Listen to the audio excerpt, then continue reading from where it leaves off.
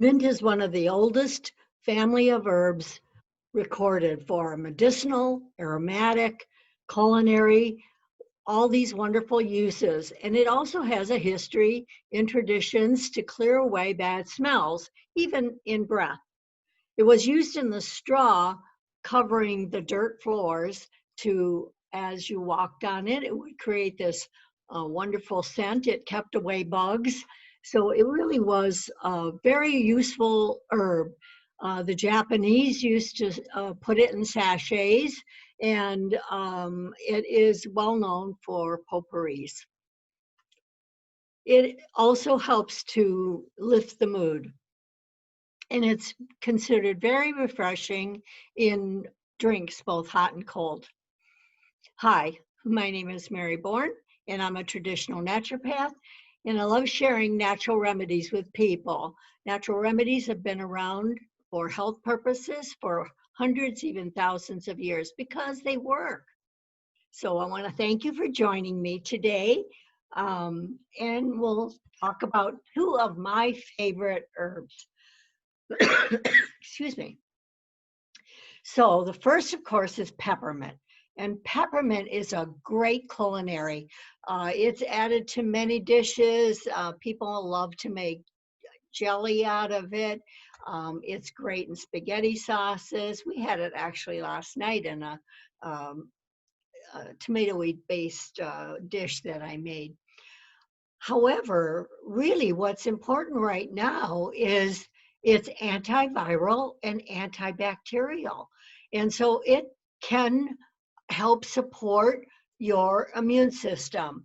It's astringent, so it can pull in swollen tissue. And uh, one way you can use it as a gargle, so I like to put it with silver liquid and gargle with it. And you can make a tea out of it. You simply put the herb in uh, hot water and leave it sit for a few minutes, and that's considered an infusion or a tea. And of course, it smells great. Most people really like the smell of mint. It's the most popular gum. And it's high in vitamin C and vitamin A. So years ago, when my grandchildren were young, they used to love to graze my herb garden. And Sarah and Jessica learned about how beautiful herbs are and how wonderful they can be, how beneficial they can be. And they even learned to love dandelions. So, but mint can be quite invasive. And so most people like to grow it in pots because it has this root base that comes along and then pops up another plant, and so it it can be quite invasive. One of the ways you recognize mint is that it actually has a square stem. So as I roll this, you can see there's a square, the stem is square. And that's how you can identify the mint family, is this square stem. So it's really easily identified. Of course, the smell, you can identify it from the smell. There are over 600 varieties of mint uh, in the mint family.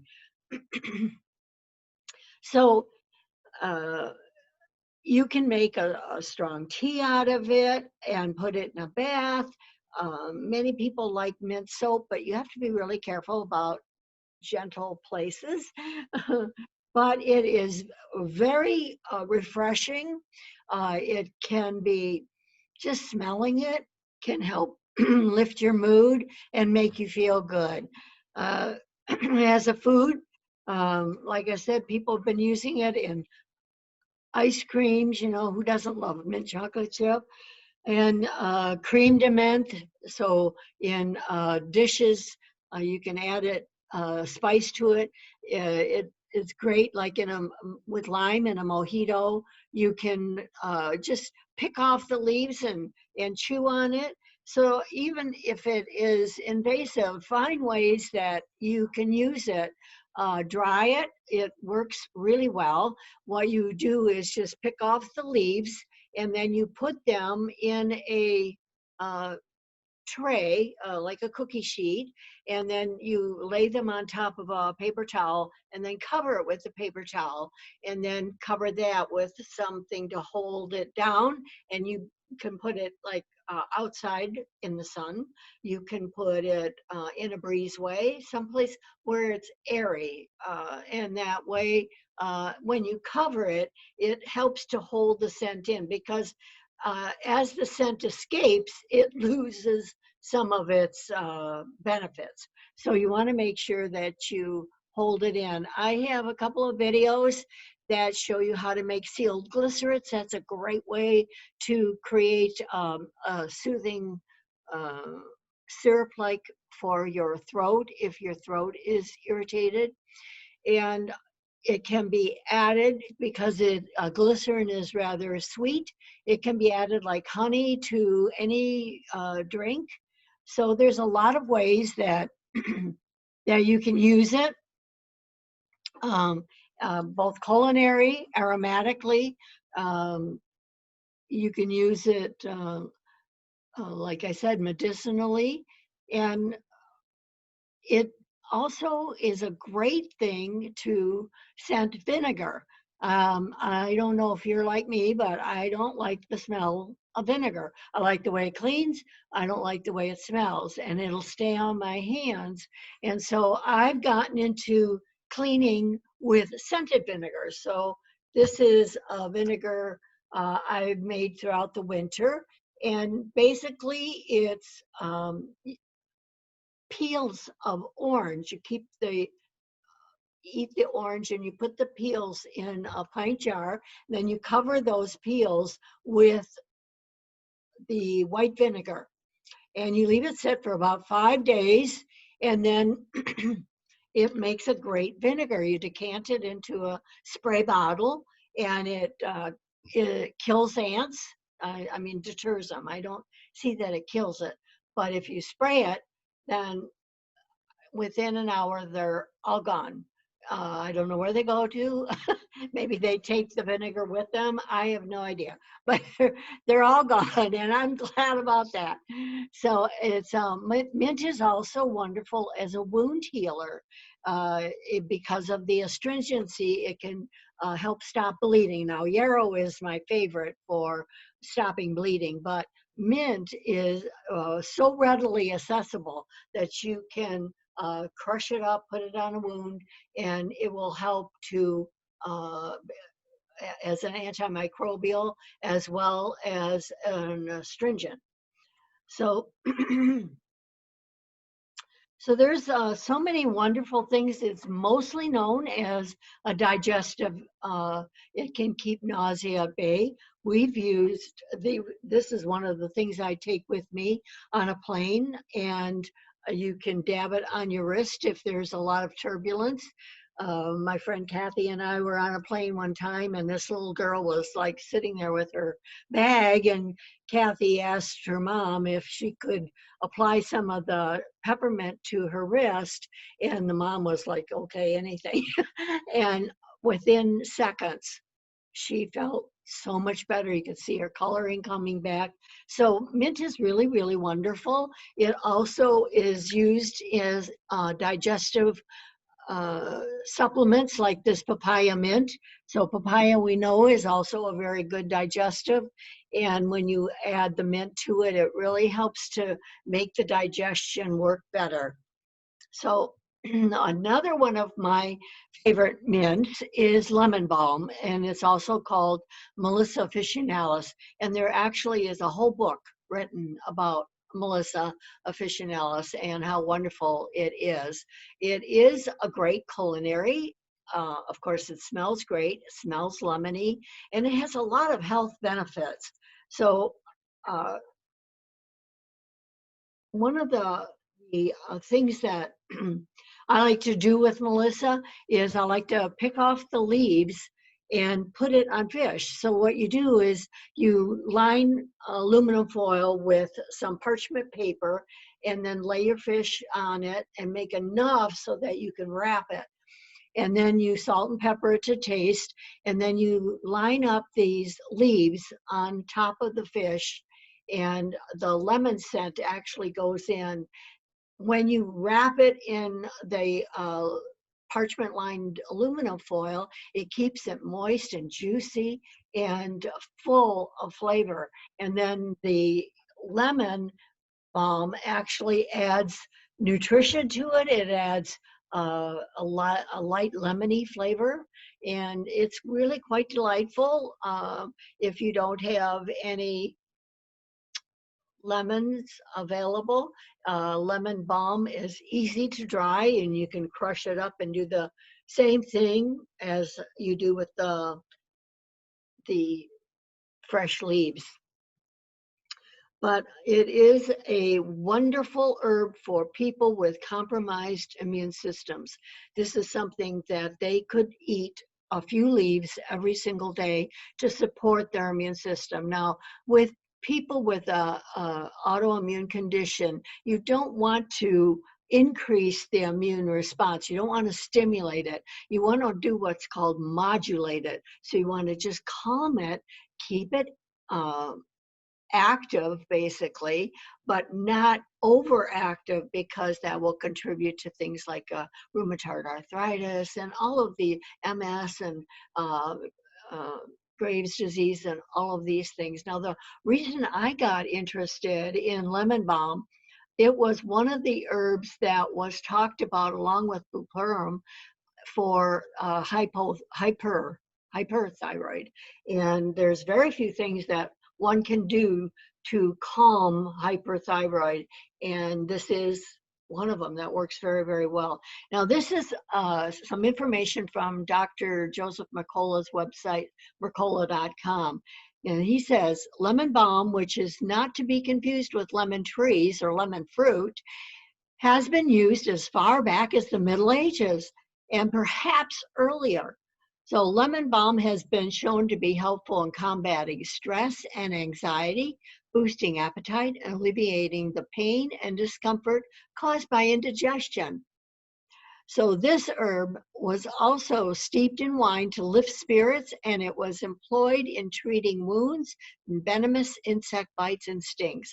So it really is a hugely beneficial herb to keep on hand. So both mint and lemon balm are beneficial for a variety of things. And if you're growing some in your garden and you don't want to have anything invasive, this is less invasive than the peppermint is, but it grows along, and it creates this, the roots and that, and the next thing you know, you've got another plant coming up from this. And so you pull this part, and if you need just a little bit, you've got more mint. So it's loves to be harvested.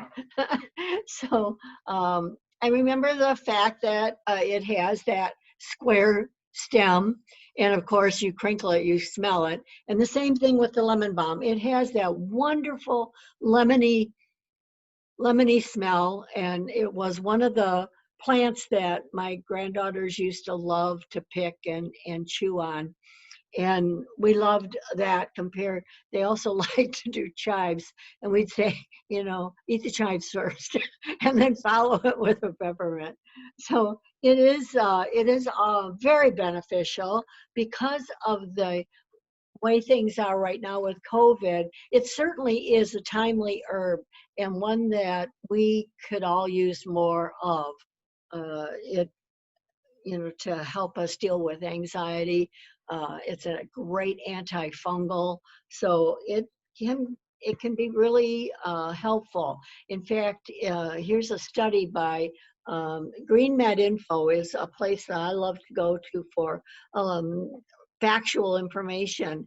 And it says infusion of lemon balm markedly improved oxidative stress conditions and DNA damage in radiology staff when used as a dietary supplement for radiation protection. So if you are a lab technician, or you are getting radiation therapy, this might be a great thing to use as a tea. Now, the radiology staff used it in a tea twice a day, and they found within a month's time that their oxidative stress was reduced. So it's great.